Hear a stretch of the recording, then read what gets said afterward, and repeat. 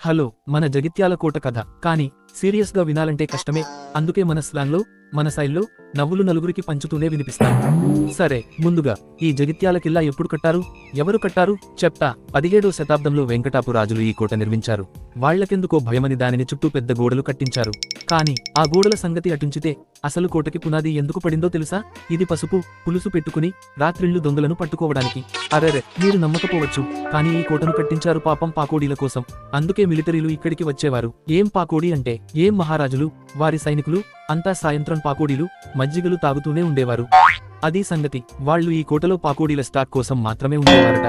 ఒకసారి అప్పుడు రాజులు చెప్పారట, ఈ కోట మన భోజనాల కోసమే కట్టించాం, భోజనంతో భద్రత కల్పించామంట. దొంగలు వచ్చి దాడి చేస్తే వాళ్లకు పులుసు పెడితే చాలు, దొంగలు ఈ రుచిని భరించలేక తమ ప్రాణాలు తీసుకుని పారిపోయేవారట. హాహా, పులుసుతో కోటను రక్షించే విషయానికి చరిత్రలోనే ఉండదు. ఇంకా చెప్పాలంటే కొన్నాళ్లకు ఈ కోట ఒకటే కాదు, రెండు పని చేయాలనే ఉద్దేశ్యం పట్టింది. ఒక్కటంటే కొంతమంది కొంపాల గూటికి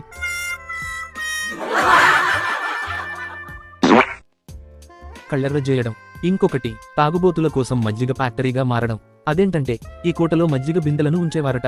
దొంగలు రాత్రి వచ్చి దొంగిలించాలనుకున్నప్పుడు కోట గార్డులు మజ్జిగతో తేనె కలిపి ఆ దొంగలను తన బాక్స్లో బందీ చేసేవారట. అబ్బా, అదే కోట రక్షణ. ఇక చివరగా ఈ జగిత్యాల కోట అంటే రామాయణం, మహాభారతం లాంటి కాకపోయినా మన కథలు మాత్రం బాగుంటాయి కదా. మన ఊర్లో ఇప్పటికీ ఈ కోట గురించి ఎన్నో కథలు, నవ్వులు, పదాలుగా మన కూసర్లలో చెప్పుకుంటూ ఉంటారు. ఇక్కడికి వచ్చినోళ్ళు కిల్లా వింటే వణుకుతూ నవ్వుతూ వెళ్తారు. మరి మీరు ఏం చేస్తారు? ఈ జగిత్యాల కోటకు వచ్చి కోట కట్టిన వాళ్ల జ్ఞాపకాల్లో బతకాలని చూసేవారు, లేక పాకోడీ తిని నవ్వులు పంచుకునేవాళ్ల? ఆహా, జోక్ చెప్పాలంటే కొంచెం హిస్టరీ జోడించండి. మరి నాకు కావాలంటే మరిన్ని కామెడీ, మరిన్ని కథలు. అందుకే మన ఛానల్ సబ్స్క్రైబ్ చేయండి. మరి కిల్లా గురించి, కిల్లా వంటి నవ్వులు మరిన్ని. దట్టమైన అడవులు, చుట్టూ ఉన్న పర్వతాలు ఈ కిల్లా సుస్థిరతను పెంచాయి. కిల్లా నిర్మాణం కోసం ఉపయోగించిన గ్రానైట్ రాళ్లు మరియు ఇతర దృఢమైన పదార్థాలు దీని స్థిరత్వానికి కీలకమయ్యాయి. జగిత్యాల కిల్లా ఇప్పటికీ పర్యాటకుల్ని ఆకర్షిస్తోంది. ఈ కిల్లా దాని ఆకర్షణీయమైన నిర్మాణం, ఖచ్చితమైన నిర్మాణ విధానాలు మరియు ప్రాకృతిక అందాలు కారణంగా పర్యాటకులకు ప్రాధాన్యత కలిగింది.